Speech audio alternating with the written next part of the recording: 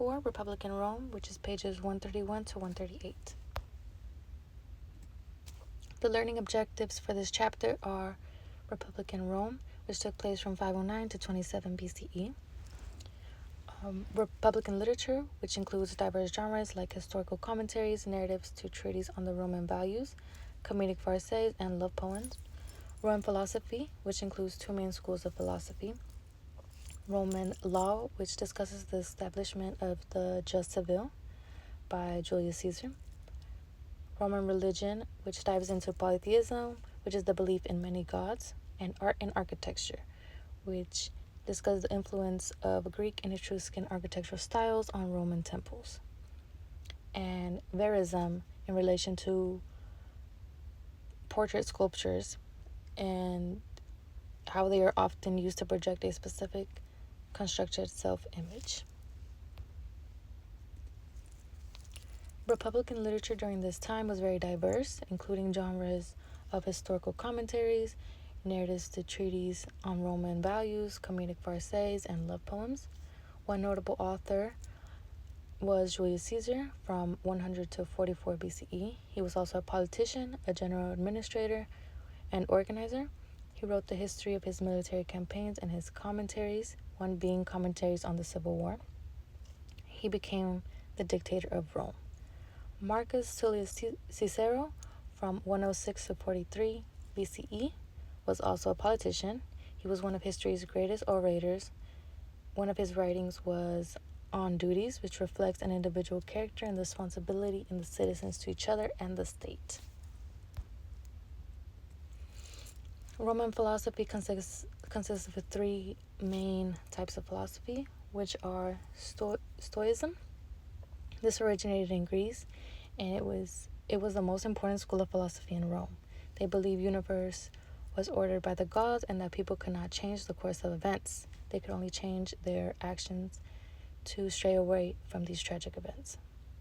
It was founded by Greek philosopher Zeno from 335 to 263 BCE. Next is Epicureanism, which was spread from Greece to Rome. They believed happiness or the avoidance of pain and anxiety are the greatest goods.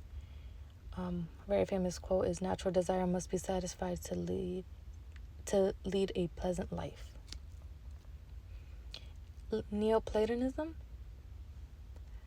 taught that one was a transcendent and unknowable being who created life. They believed humans had a soul. Some believed the soul after death went to heaven. Others believed in reincarnation, and some in spending eternity with Greek heroes. The Roman law consisted of the jus civile, which was created by Julius Caesar during his dictatorship. These were the rules and principles of law. They derived from the laws and customs of Rome. The final form was established in 533 CE and was edited and published by Byzantine Emperor Justinian in from 482 to 565 CE. The Law of the 12 Tables was the first principles of law created before it was the jus civile. Justinian's Corpus Juris Civile influenced the development of modern legal systems. Roman law was also very international, adapting and developing, which is why it was so influential to our current legal systems and our current government. Roman religion consisted of many gods, which is also known as polytheism. Many passed down from numerous cultures like Greeks and Etruscans. They believed in the sublime books. They kept them in a temple, the temple of Jupiter. Jupiter Capitolinus, and they consulted during times of need, like the plague, invasion, wars. Romans were open to local religions, which is why Christianity became the official religion of Rome. Republican art and architecture. Roman portraits served as revealing psychological documents. During this time, the realistic details capture both the outer appearance and the inner character. This is a sculpture of Cicero. Roman architecture also consisted of both Greek and Etruscan styles. This is the Temple of Portinus, and we see both Etruscan style and Greek style in the building. Some Etruscan aspects are elevated podium, columned porch, single flight of stairs leading to the cella. And some Greek aspects are columns, peripheral temple.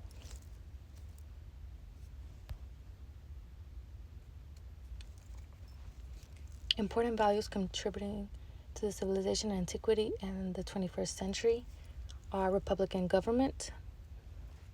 This was first established by Rome, and it was very influential to our government and our legal system. The rule of law, the idea that citizens have rights, architecture, art, and religion. An important figure in antiquity is Julius Caesar from 144 BCE. He was a dictator, a political leader, author, and orator. He established the jus civile, which is very influential and is still a part of us in some way today. He wrote history of his military campaigns in his commentaries, that being commentary on the civil wars. An important figure today that we can compare to Caesar is Kim Jong-un, the dictator of North Korea. He's been in office for 14 years. He's similar to Julius Caesar because of his centralized power around themselves and their very strong military power. This Google Earth location is the Temple of Portinus.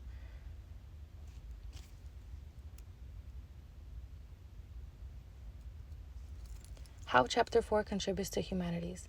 Chapter 4 explains where our government and legal system derive from. This was first established in Rome, and it's still a part of us today. Roman philosophy influenced our thoughts on ethics like civic duty, reason, and virtue.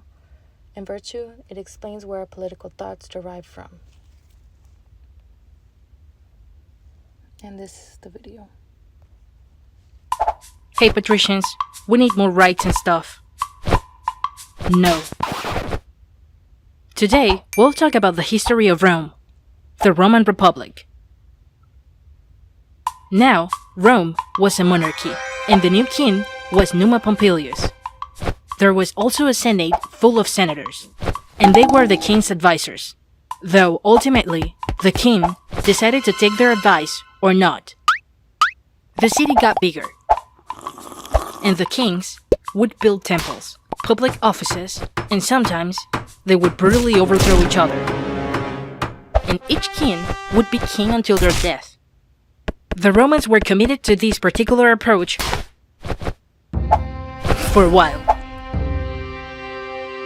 Until one day, there was this king who was a complete asshole, called Tarquinius Superbus, who had a son called Sextus, who was a complete asshole too, and everything got out of control when he violated the integrity of a lady called Lucretia, and Lucretia unalived herself. This outraged the Roman people, who rebelled, overthrew the monarchy, and declared that a king would never rule them again. So they formed a republic, which is a form of government where citizens have the power, allegedly, because they get to choose their leaders. This is how the Roman Republic began. Now they had not just one, but two leaders, who were called consuls, and they would rule for a year, until they were changed by voting. And the senators, they could remain senators, that's fine.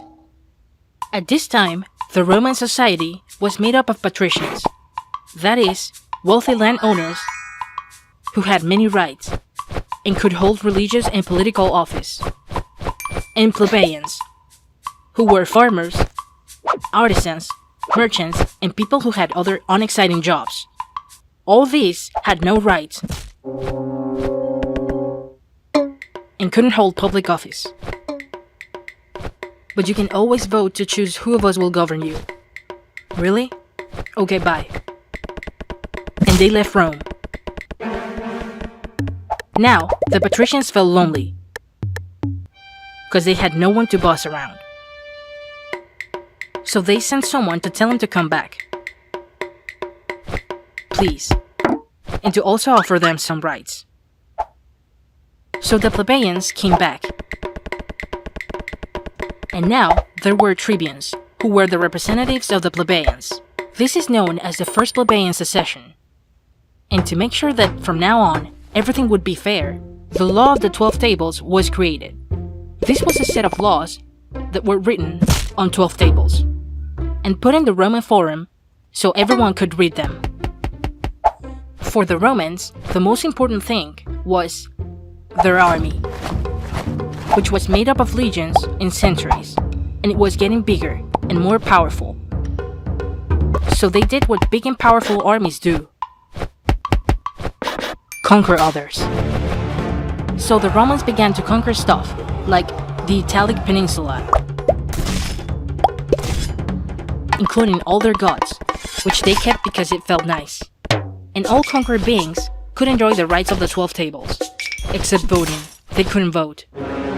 Rome continued to expand and grow stronger, trading by land and the sea.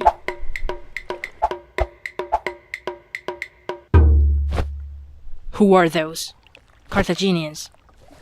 Who are those? Some other guys expanding their land and trading all over the place too, but with elephants. Don't like that. So they had no choice but to go to war. And this is known as the Punic Wars. And here's the link. And when the Punic Wars ended, they continued to conquer more Earth space, gaining more wealth, and becoming bigger